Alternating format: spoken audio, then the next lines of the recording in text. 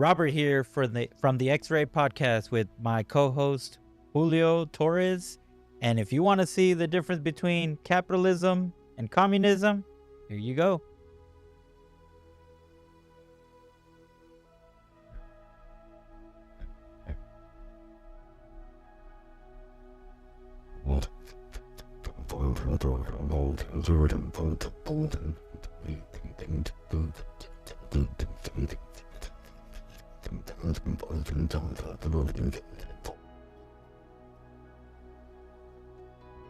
All right. So, granted, maybe we as Americans don't eat a lot of food like that, right? Hence why we're kind of on the chubby side. But I mean, what are your thoughts on that, Julio? What do you think when you see that? Man, let me tell you this. I would never want to be in the capitalism place, communism place. I'm sorry about Cuba. Let's say Cuba, for example. You see Cuba, I've seen a bunch of videos. People now see what Cuba is. That's what Cuba is controlling. Like, they're controlling the food sources. They're controlling the government. The government controls the food, the education, everything. And Javier Milei said it perfectly when he interviewed with Tucker Carlson. I don't know if you remember. Yeah. I remember. He said the government do not produce anything, yet they're getting away of everything. They're getting on their way of everything. You know what I mean? So, man, it is hard to see, and a lot of people claim socialism and communism is good, is better. They live in this utopia in their mind that socialism is equality, equity, everybody's on the same plane. I'm sorry, they're wrong. They not live one day under communism and do not understand.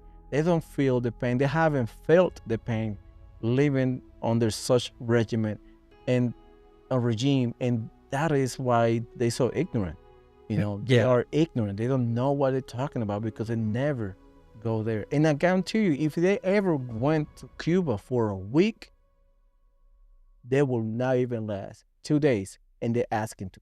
And you know, the thing is, this video doesn't show the lines. So the grocery store is empty. But if you ever been to Cuba or seen videos in Cuba, there's always a long line for gas stations, for groceries. And then once you're in the supermarket, you have that time for yourself. But you've seen it's empty because there's like a schedule that they open the grocery stores. And the moment's there, people just grab their food and just get out. But I will say this, if you go to the DPS or the DMV, I mean, and you're like, you know what, man, I hate these people that work here. Those people are going to be in charge of your medical and your groceries. And we're bringing this subject up because there's this mayor in New York that's running to be a mayor. And he's all about this. You know, this is what he wants. And he's a utopia. And like Julio said, these guys, what Milei said, and Tucker Carlson, these guys don't know how to run anything. This guy has never worked in his life, has never had an administration job. He's from a wealthy family, so he doesn't know. He thinks everything just appears to be coming from somewhere. That doesn't. It obviously comes from somebody's sweat and tears and hard work. Yep. Yeah. He claims that it will be buses will be free, transportation will be free, education will be free, and the groceries will be managed by the government. And also he claimed abolition for the private property. Oh, that is a dangerous pathway. Look at Venezuela. What Chavez did when he became in power. When Chavez came in power, you had the max migration of Venezuelan coming to the U.S. They grabbed their money, whatever they got left, if they had money, and they left because all the properties they were taken away, or whatever they built, businesses, land, it was seized by the government and given to other people for everybody be equal. And that's the scary thing, because if they take private property, I mean, just there's people out there that are okay with like a lot size house that's probably a, an eighth of an acre, and some people want a quarter of an acre, some people want an acre. Now, if they own the land, I mean, what stops them to say, hey, you know what? You need to be allocated to this area because it makes sense where you're designated now to work is closer to this area, right? It's like they have the authority at that point. So that is the dumbest thing we could do. If all you leftist loonies that always want to say he's a fascist and a Nazi, well, you're moving into Nazi territory by doing that. Yeah, absolutely. Like once, like when people claim fascism and you're a fascist or you're a bad person because you basically follow the law of the land, but at the same time they trying to impose their law too. They're trying to impose their will, and now they are falling into the same category they claiming. They point their fingers, but they're doing the same thing. For the lack of better words. And now we got Sohran Mamdani going on national television and saying he's not agree with having billionaires or millionaires in New York. Oh my gosh. You seen that when he posted, like when he said it, like, I'm not agree with people having money. That's what basically he's saying. And even though you have your business, let's say you a billionaire or millionaire in New York, and you move your business to Florida, Texas, Tennessee, whatever the case may be, but you still have businesses in New York, he's still going to tax you. Like, what the heck is going on? Yeah, but you know like, what's... Man, that's crazy. A lot of people going to leave New York, and New York would be a phantom city. There will be a ghost city. Yep. Nobody will be there. A mass exodus of capital will leave New York, and New York will cease to exist because Sohran Mamdani and Crazy Ideas is sadly right now is getting traction. Yeah, so if he does that, in fact, there's already a bunch of CEOs and a bunch of company owners that are already saying that which I think he won the primary, right? Already? Yeah, he won the primary. So yeah, they basically said if he gets elected, they're out. And if that happens, see, all the people that are living in New York that are not owners of any business, that are just workers, you guys are going to have to move too. Because if those company leaves, where are you going to work? Not everyone can work in the federal government. And if there's a federal government, and you're probably thinking, oh, Robert, you're probably exaggerating too much. I mean, look at California. A lot of their, they're kind of into a little socialist, not that radical, but they're similar. And a lot of big companies moved out of there, and it's gonna happen. It is going to happen. A lot of millionaires and billionaires will leave. A lot of people will leave. U-Haul will make a lot of money because they will have no trucks left to rent. After the max exodus of New Yorkers living in New York because of the same reason. You know what I mean? Like, where you gonna get that money to pay for all the services that you're promising to the people? How are you gonna get that money to pay for maintenance and workers at the train station, bus station, medical? What about the groceries? Where you gonna get that money? Where are you gonna get the suppliers? Are you gonna pay them the same amount, or are you gonna control the prices too? And that it is a dangerous path that we're going to. Man, he's getting rid of private property, getting rid of capital, private capital. That's what he's trying to do. Seize private capital. It is a dangerous game. It is a very dangerous game. And then back to the whole point where we were saying, what do they run? See, this is why I think that before you're a politician, you should have some type of administration experience in a private sector, in a company, and then obviously either had a business or it has a business.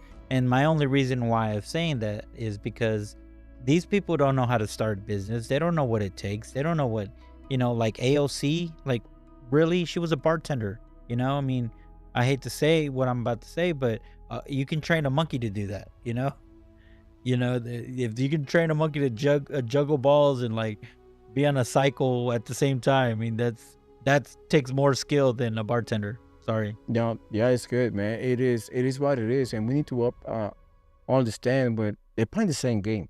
Like if you look at the Bolshevik, if you look at the color revolution in China, they're doing the same thing. They're Yep. seizing property. You see it in Cuba, you see it in Venezuela, in some other communist country. And Glenn Beck said something yesterday about once you become a communist country, You have to you fight. will remain a communist country. Yeah, you have That to is- fight to get out of it. You have to fight to get out of that because I haven't seen a communist country coming back. Oh no. Vietnam, Nope. it's been a communist country since 1975, 74, Yeah. when the fall of Saigon happened. So imagine, it's been what, 30, 50 years? It's been 50 years. And it's still a communist country. So we need to wake up to the idea of we cannot fall into the same trap. No. We cannot fall into the same trap. And what Julio said is so true.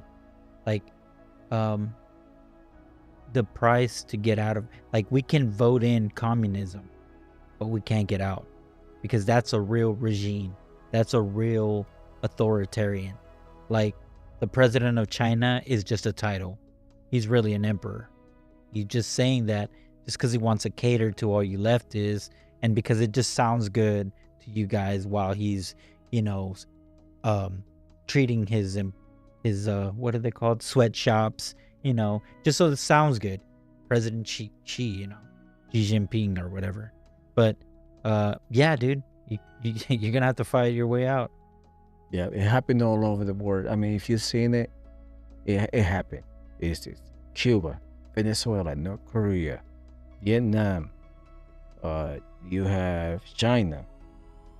What is other communist country we have right here? North Korea. Yeah, you got North Korea. I mean, where those countries kept coming back from communism and became a democratic country? None of them. None of them. They fell into it and they remain communist. I'm just saying, don't let these kind of people take over the country, because if they start in one city, they will move to the state, and from the state, they will move to the federal level, and then after that, it's game over. We are done. And you know what? I guess I want to leave you guys with this last video of someone that's coming from communism. What happens when they see our grocery stores? Like, what does he feel? Yeah. And honestly, when you see this man's emotions, I mean, I'm gonna let you do that, and I'm sure Julio's gonna have the last words on this. Yeah. Check it out. Yeah. Imagine going inside a store for the first time in your life that didn't have empty shelves. Well, this is Joel. He's 36 years old, and he's about to do it right now. Pinga. ¿Qué pinga es esto? Cojones, parece una pelota. 8 dólares, wow. 8 pesos. Ando en mi niña que no puedo enseñárselo. No puedo enseñarle. No me cuadra. La ropa de niño. Loco por comprar toda la carne que hay aquí. Una en una. No he visto tanta carne junta. Todo eso lo quiere un niño. Y más un niño cubano que no tiene eso. Así que, no sé, me duele. Joey, ¿cómo te sientes? Fucking explotado. That a Cuban telling you there is no toys in Cuba, no eggs, and man, Cuba is surrounded by water. They cannot even go out and fish. Do you believe that? That is what a regime does. It controls the people by one mean and one mean only: food. Hunger is one of their tools. So don't fall into that. Listen to, if you have listened to Mamdani, what did he said? We're gonna take over what? Grocery. Oh, that's just. It's gonna be terrible. a government-run grocery, and believe me, that's one of the tools. They use that, and that's the most powerful tool, hunger. So I will leave you with that. Thank you for subscribing to the channel. If you haven't do so, please do so. It's free. It keeps the lights on. Thank you for watching. Don't forget to like and subscribe. Share this to your friends and family, and join the conversation down in the comment below. All right, guys. Have a great one. Bye bye.